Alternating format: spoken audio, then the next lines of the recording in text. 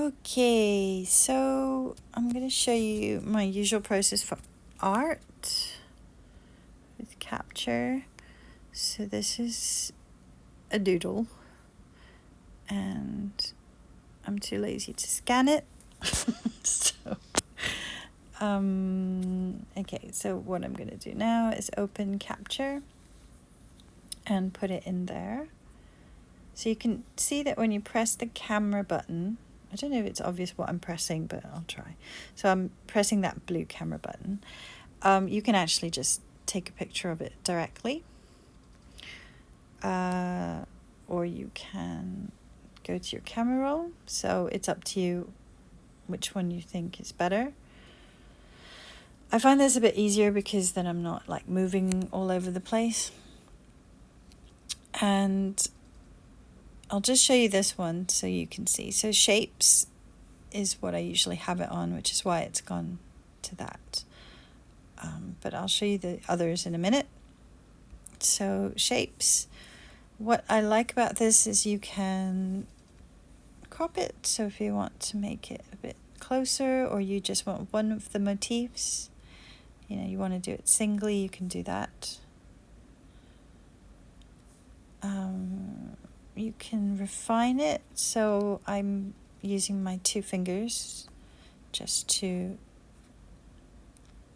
I don't know what they call it, pinch it, that's it. And you can also smooth it if you want, or you can keep it a little bit raw. There are 2 buttons at the bottom which I use quite frequently. One is this erase, so if there's like a stray dot you can erase something. And the other is brush, which I don't use unless the capture hasn't been very good. So this capture was good because it was in pen and ink. So this is the brush, and you can resize your brush. So as you can see. And if you don't like it, there's an undo button, which is very useful. And then just save it. So it's not really from JG, but never mind, I'll just save it. So the other one I do use quite a lot is the colors. Okay, so again, you can just point it at anything. So that's quite useful if you are out in the field and you just want something quick. But they do, so how do you stop it? You just tap the screen.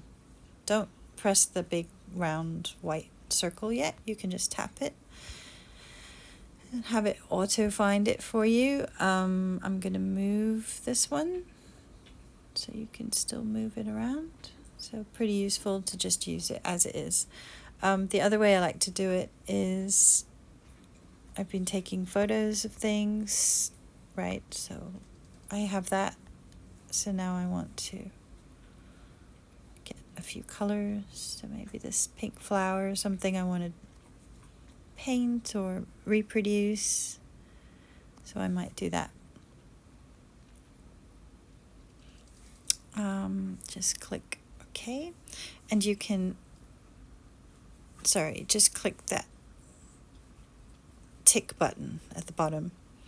Okay, so down here you can change if you want it in RGB or lab, CMYK. So I usually change it to CMYK, and you could even change it more if you wanted. So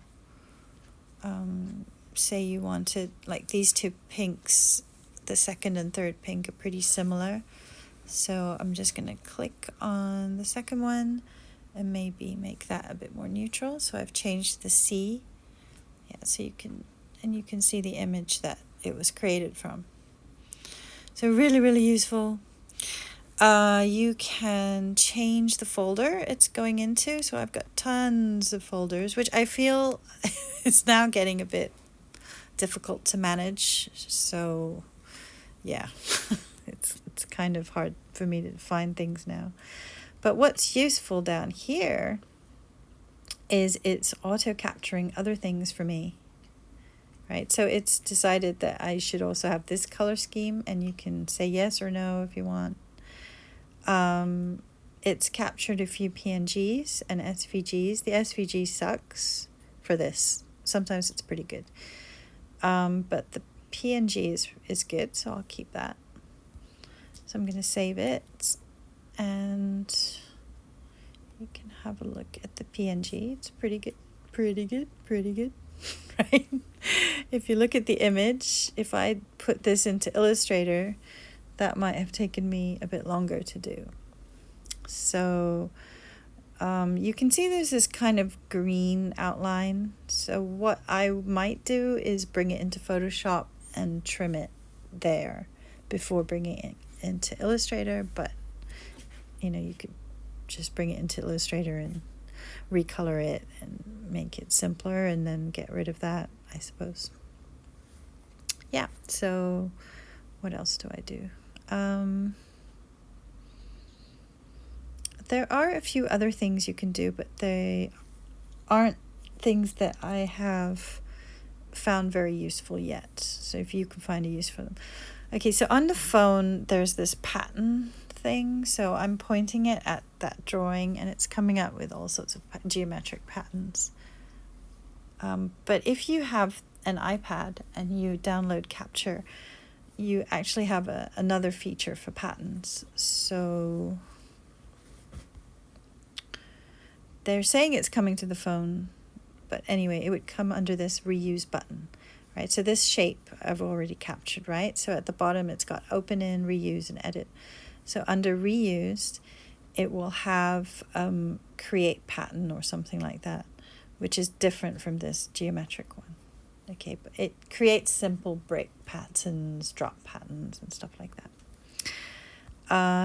What else? Brushes. So I've used this a couple of times. I can show you what they look like. I haven't quite mastered how to create it. They all look a bit strange. So, for example, this was an image created from a tile. I don't know. I think I used it as texture on the snake that I've done. So that was an image, and then it allows you to test the brushes. Yeah, so let's try creating one. So I'm gonna, let's see what else have I got on this. Okay. So if I wanted to create a brush out of this,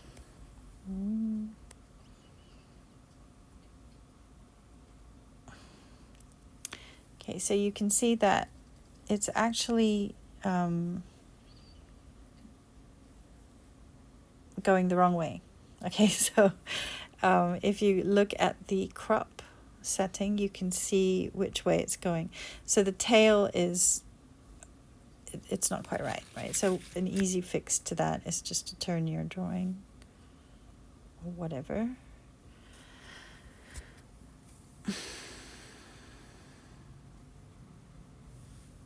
Okay, go back to crop, and that looks a bit better, right? But the brush itself is coming out a bit odd, right?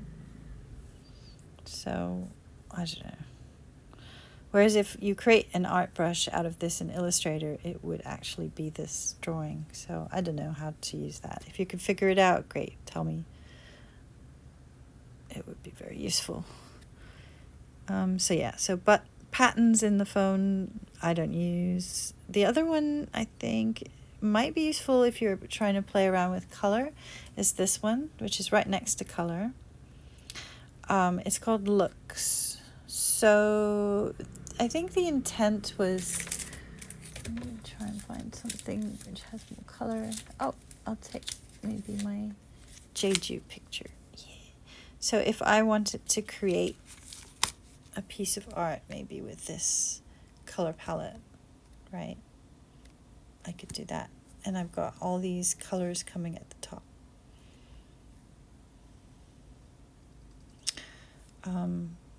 but you can see that they're instantly creating filters based on that color palette. So I think this is meant more for photographers or even cinematographers who want to create a filter effect using, something out in the field. So anyway, I don't know. If you can figure out a use for that for our use, that would be great. The other is graphics. This one, okay, so let's choose this. Oh, wait, no, color would be better. I don't know if I've got anything here. Okay, never mind. I'll just show you with this. Okay, so if this was the color, this was the thing that I wanted. So basically it's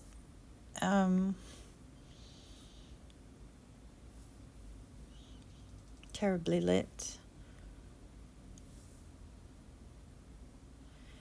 Okay, let's try this.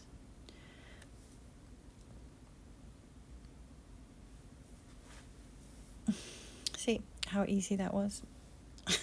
So essentially that's what it's doing with my flower picture. Right, so let's try this one using graphics.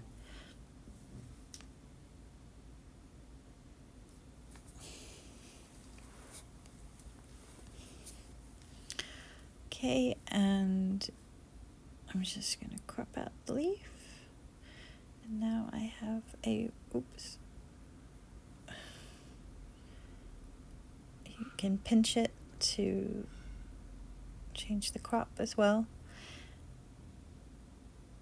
And I can rotate it. I don't know why you'd want to do that.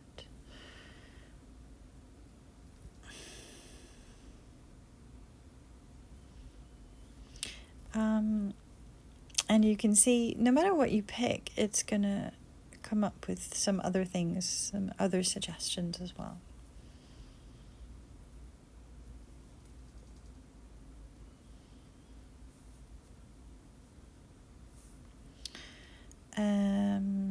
What else? Okay, let's do something else from my photos. I had this. Okay, let's pick this. So another thing is materials. So this is actually quite useful for Photoshop. I know Illustrator has that materials function, but I've not been able to import the materials from 3D, from Adobe Capture into Illustrator yet. If someone can figure that out. I haven't looked it up either, but I might try and figure that out. As the world gets more into 3D, right, we might need to know these things. So anyway, it for some reason it seems to just take it from the middle. I don't know, maybe I can play with it.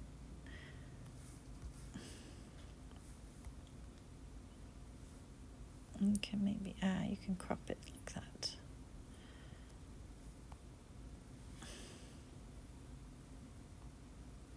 These are cliffs in Jeju, pretty cool, volcanic cliffs. So you can change stuff. I don't know.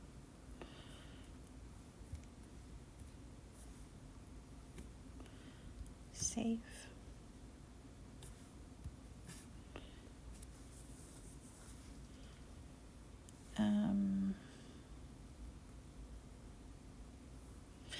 And this is another one.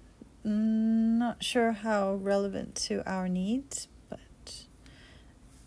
yeah, you could capture audio if you were doing something. This one is a bit odd. So this one is, say you find something.